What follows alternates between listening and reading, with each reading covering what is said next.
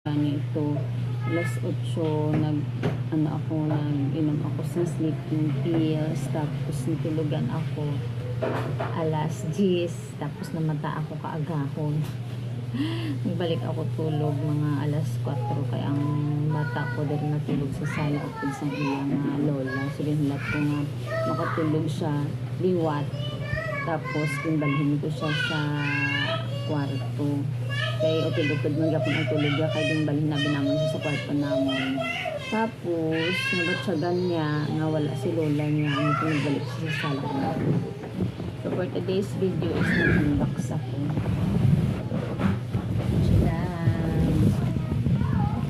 Tchan-tchan!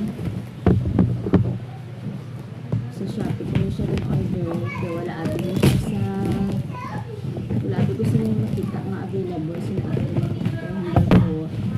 wala na lang i-order ng mga kwarto sa panganay ko mga bata. Kasi lang, was kami budget sa labor. So,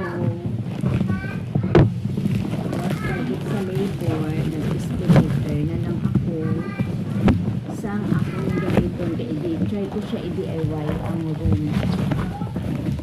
Try ko i-DIY ang room ni Adrian. So, abi-abi, gusto daw niya siya bakit pagkaano sa rating, binabasa ko na. Tsura ko, I love you kasi, yes, love you all, girl. So, ari siya, wall patty siya.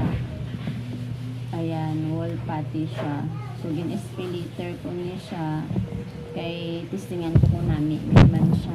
Espelator muna tayo kasi pa tayo, ngayon. Pa tayo cash. So, ayan. So, i-try ko niya siya gamiton sa room sang bata ko. Kay i-try ko nga DIY ang iyang kwarto. So, ako lang ang tawag siya ang mag-apply sang wall. Actually, na primera na to sang manghud ko. Last, pila na kabulan, na pending ang trabaho. So, supong ako ang mag-apply sa wall. Ready to use sa ganda niya. Ready to use. Actually, namin ang iyang mga comment. Nami ang